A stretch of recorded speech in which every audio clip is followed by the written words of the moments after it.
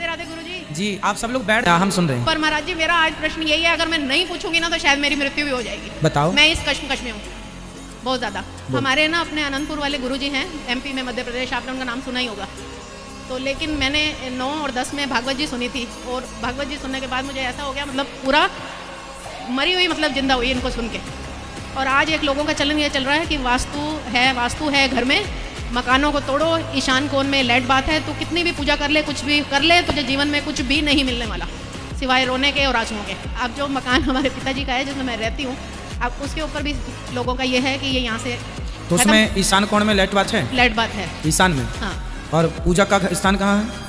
पूजा का स्थान अग्निकोण में। अच्छा, तो आप अपने घर में एक तुलसी लगा लीजिए ना, आंगन में लगी है? तुलसी लगी हुई है, हाँ, एक नहीं, दो लगी हुई है। देखो ऐसा है कि घर जो बनाए वो तो वास्तु के हिसाब से ही बनाना चाहिए। अच्छा, ये सत्य है। पर तोड़ो मत। हम ये नहीं सलाह देंगे आपको कि आप तोड़ डालो, उसका समाधान भी होता है। अच्छा। उस समाधान पे प्रकाश डाल लो। पॉसिबल हो नया जब कोई घर बनाए तो वास्तु का थोड़ा सा, तो आजकल देखो यूट्यूब पर इतना ज्ञान आपको मिल जाता है कि घर का लाइट बात कहाँ हो, रसोई कहाँ हो, आग्नेय कोण में रसोई हो, लाइट बात, भगवान का पूजा स्थान ईशान कोण में हो।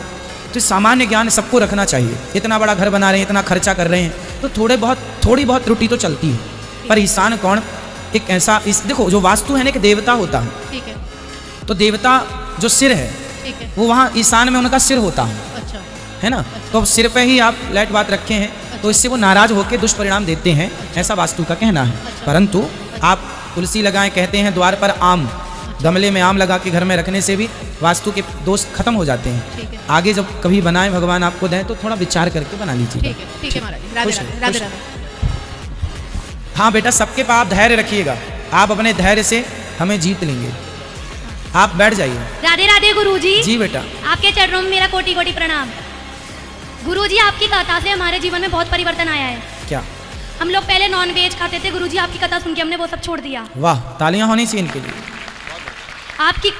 आपकी कथा सुनने के बाद में मेरे घर में लड्डू गोपाल जी आए, मैं उनकी रोज सेवा करके स्कूल जाती हूँ, और मैं रोज गोविंद देव जी जाती हूँ गुरुजी। अच्छा, फिर तो अच्छा। गुरुजी, मैं 15 महीने आपसे गुरुदक्षिणा लेने आई थी, है ना? मैं बिहार जी से बोल के आई थी कि मेरे को एक बार गुरुजी को जयपुर बुला दो।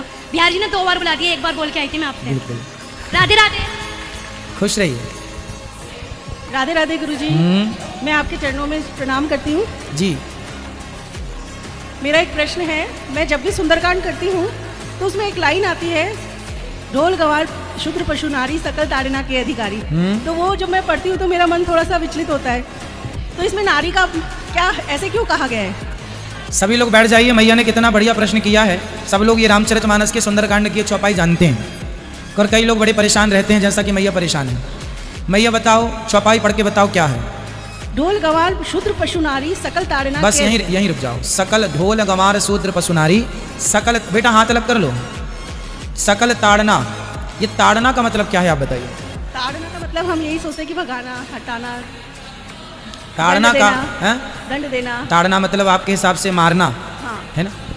ताड़ना का अर्थ होता है, मैया आप शहर की हो गांव की हो? शहर की हूँ, जयपुर। शहर के हैं। कभी गांव घूमने जाएंगे ना तो आपको ताड़ना का सही अर्थ मिल जाएगा।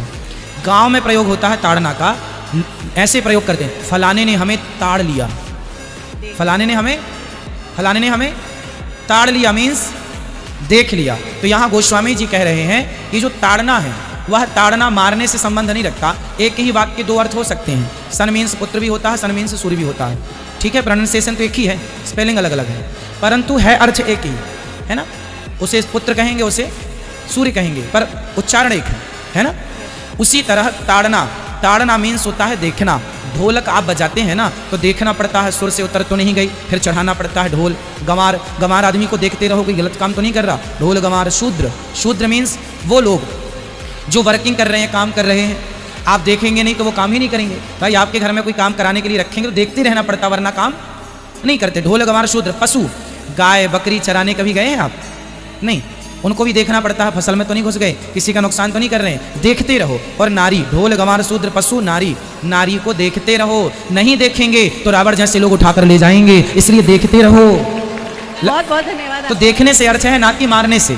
क्यों मारेंगे? मारने से क्यों लिखेंगे? तुलसीदास जी कितने विवेकशील हैं। हम समझने में गलती करते हैं। ठीक है मेरी माँ।